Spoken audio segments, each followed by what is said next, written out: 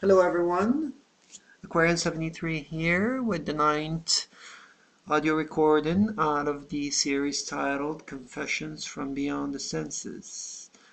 In the beginning there was the Word, and the Word was uttered by the Source, God, Yahweh, the Brahman, and the Tao. The Source utters the Word, and the Word is expressed, and its expression creates universes. And the Word itself is dual in its nature. It has a manifested form and a non-manifested form, a beginning and an end.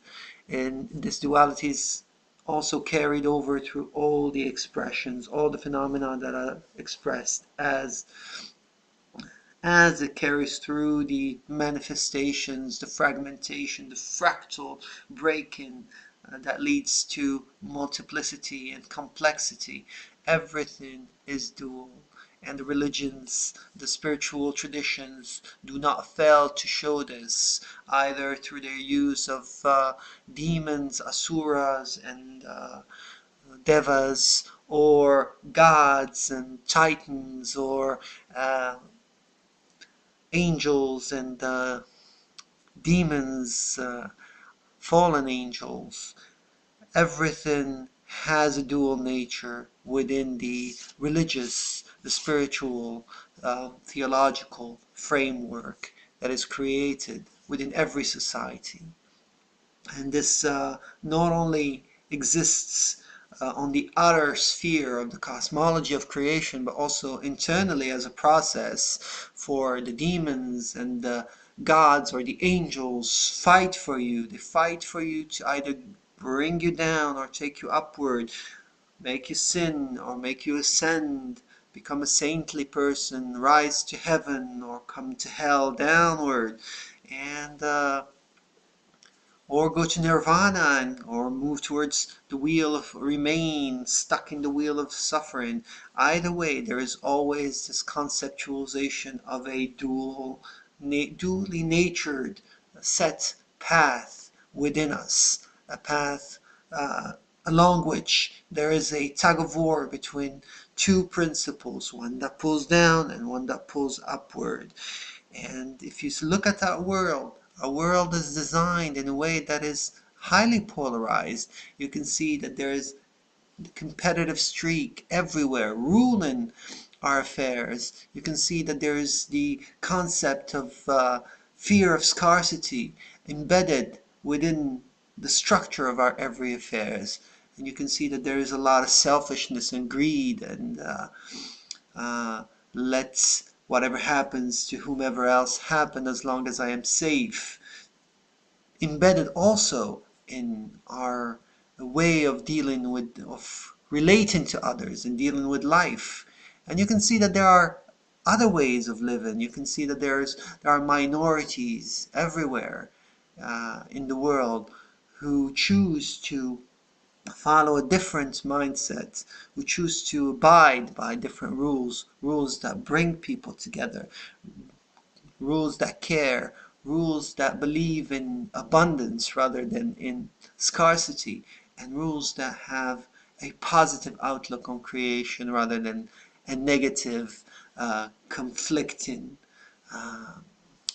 outlook and paradigm by which they go. And I can imagine that the world would be a much better place if the minorities were to become addictive, and their ways of looking at things and touched every one of us, and made us less aggressive, less competitive, less fearful of the future, and more accepting of the present. The way of detachment, of letting go, of having faith, of trusting in the universe, of trusting in our Creator, or in life in general, is a lot more uh, beautiful, I think, than the one where man has to fight to get anything, has to fight and to climb the ladder, the social ladder, the pyramid of humanity. One person rising at the price of many people going downward, sinking into the lower strata of the social ladder that is part of our current paradigm. And I think that it is possible to make it happen. It is possible to realize that the paradigm we're in, the way of living we're in, is very destructive, not only for us, but also for the environment we are in. And I'm afraid I'm digressing here, but this brings me anyway to one of the main confessions, which has to do with the seeing of reptilians and light beings, which are also representations of this duality. And I can tell you that whenever a person is living in fear, living in this duality, living in this conflict with others, in this fear of not having enough, this fear of not being able to secure tomorrow, then that person is definitely under the influence of a reptilian mind, a reptilian consciousness.